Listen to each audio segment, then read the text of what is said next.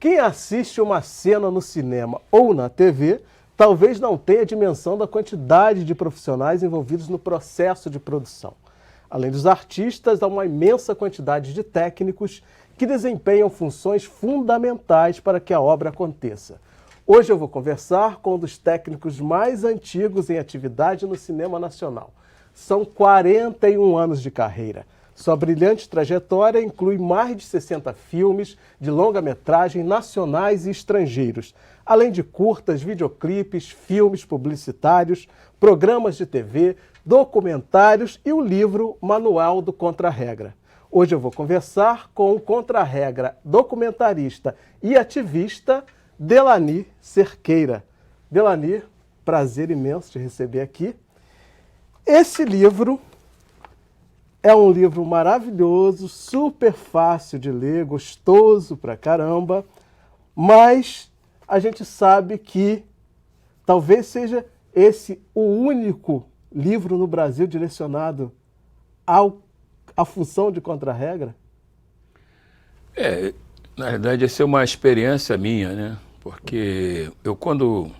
Mas a gente não tem literatura nesse sentido no Brasil. Não existe. Você tem alguns livros para direção de fotografia, para assistente de diretor de cinema e um livro de produção. Esse é o único voltado para a área de arte, escrito por um contra-regra. Então, e essa profissão é uma profissão fundamental dentro de um set de gravação, né? As pessoas, talvez a maioria não entendam, né, que televisão, cinema é um trabalho de equipe, né? Uma coisa não funciona sem a outra. E correto. O contra-regra é aquele profissional, né, que ele trabalha diretamente com o diretor de arte, com a produção, com a direção, com o figurino, com a continuista, que é extremamente uma função extremamente importante, né? Porque se a continuidade não funcionar, ou seja, o filme não tem credibilidade, né? Correto. Então, assim, é uma função que, na minha opinião, é uma das mais importantes dentro do cinema. Aí eu te pergunto, as pessoas têm noção da importância dessa atividade? Existe a valorização dessa profissão? As pessoas conseguem entender isso, a importância do contra-regra? Olha, eu acho que são duas situações. Você é um profissional que exerce uma função muito importante dentro do cinema, como você mesmo acabou de dizer, ou do teatro, da televisão, mas que você não tem o devido respeito como deveria ser, sabe? As pessoas acham que qualquer um sabe fazer. Não, nem qualquer um sabe fazer. Você tem que saber fazer e fazer bem. Eu tive oportunidade de ir para trabalhar diretamente com a cenografia, de ser até hoje um diretor de arte, mas acontece que eu quis ser o melhor contra-regra, eu queria ser o melhor da minha profissão, tá? Que eu abracei com muito amor, com muito carinho, e tenho o maior orgulho de dizer que eu sou um contra-regra de cinema, televisão, teatro e arte de uma maneira em geral. O contra-regra não é só aquele cara que tira e bota os objetos de cena, né? É muito mais do que isso, né? Ele tem que ler o roteiro, tem que estar a par do roteiro, de tudo que está acontecendo, além de ter o cuidado também com aquele material, porque aquele material não pode se perder, tem que estar atento para poder, na continuidade, ou seja, é uma função que não é qualquer um que pode fazer, embora as pessoas achem que qualquer um pode ser um contra-regra. Não, você aprende com o tempo, eu aprendi sozinho. Eu aprendi olhando uma continuista chamada Zélia, né, em filmes pequenos. Aprendi com ela, né, e fui desenvolvendo sozinho, fui criando cenário, fui montando cenário, Porque os primeiros filmes que eu trabalhei não tinha direção de arte. Então era tudo meio que no improviso. Você ia para um apartamento filmar e o apartamento era do jeito que estava lá. Algumas coisas a gente vai aprendendo, vai arrumando daqui, vai dali. Justamente com essa Zélia eu aprendi muita coisa, né, que já era uma continuista antiga.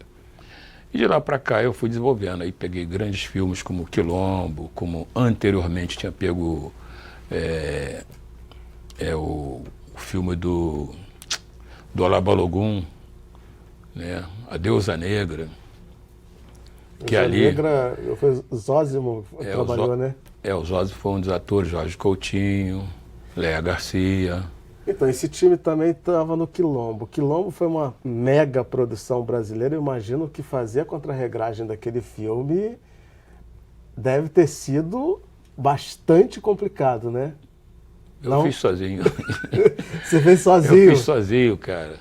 Normalmente teria que ter no mínimo 2 contra-regra para fazer um filme daquele. E eu fiz sozinho.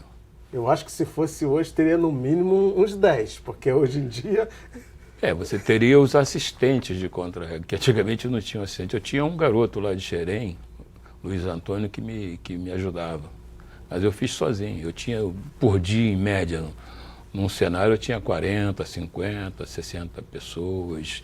E assim, sendo que a maioria porque atores. Não são só os atores, tem a figuração também, né? Tudo é responsabilidade, todo o material envolvido nessas cenas, né? Tudo, mas assim, o elenco mesmo em ação, você tinha que saber qualquer objeto que ele tinha ali, você não podia ter erro, você tinha que saber tudo, de qualquer personagem você tinha que ter tudo.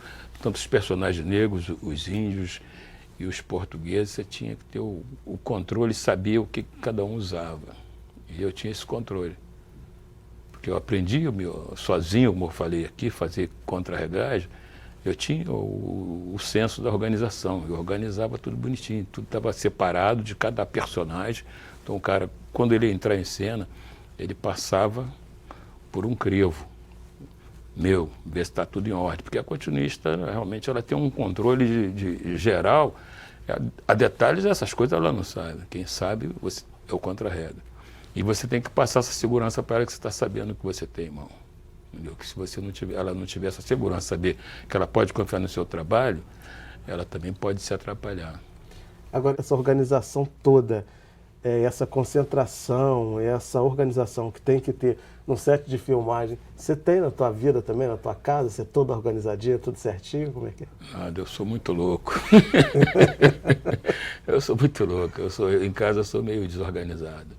Eu até tento me organizar em casa, mas é complicado. Não, eu imagino que você na tua casa você tem um roteiro, né? Não, essa camisa tal, calça tal, em tal lugar, faz uma análise técnica ali. Não faço nada disso. Vai da valsa mesmo. Não tem, é tudo, sei lá. Tem uma organizaçãozinha para não ficar as coisas muito bagunçadas, mas daqui a pouco você desorganiza, ou reorganiza, tá, vai levando. Não, só de pensar do que é a estrutura de organização de um contra-regra num filme, principalmente num filme como Quilombo, eu já me vejo todo atrapalhado. Assim. Hoje em dia é até mais fácil, você tira uma fotografia instantânea, né, de um cenário que você montou. Na hora que você precisa mexer no cenário, você sabe onde é que estavam aquelas coisas. Antigamente você fazia um desenho rápido e dava uma registrada, não tinha câmera fotográfica, então você sabia mais ou menos. Então, quando você fosse recolocar aquilo no lugar, você já sabia como recolocar. E com os personagens é a mesma coisa. Entendeu? Você sabe o que o cara usa. Você anotou num papel bonitinho, separou tudo daquele personagem, fica cada uma coisa no seu lugar. O personagem fulano de tal está aqui, o ciclano está aqui, o Bertano está aqui. Então, na hora que o cara vai filmar com o cara, você pega aquilo tudo, você tem que carregar tudo. Todo canto que você vai, você leva tudo. Entendeu? Aí a gente manda fazer umas caixas grandes e você vai tendo ali todo o material separado. Ou seja, tem que ter o controle de tudo, né? Tem que ter. Mas você, além de contra-regra, né, até mesmo porque não dá para fazer uma coisa só, né, a gente tem que estar se desdobrando, fazendo muitas coisas. Queria que você falasse sobre esse trabalho aqui.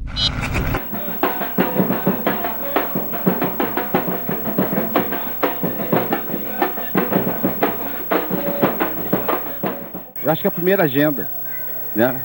Produzida por negros, já que toda hora nós falamos que somos maioria desse país e nós não conseguimos fazer nada, porque tudo para grande hotel, difícil. Esse aqui é o pai do Edinho. A iniciativa Esse de do bonezinho Edinho, branco aí. a turma pesada, de montar essa agenda. Edinho, grande fotógrafo. Edinho aí. Eu achei que foi uma iniciativa fantástica. Tá Medeira também, diretor de produção. E você continua do mesmo jeito, não vai ficar velho, não? Não, agora eu tô com 70, né? Mas passou. Como é que foi esse processo, essa agenda? E por que vocês fizeram isso? Na realidade, eu faço a produção, né? Eu fiz a produção dele, né?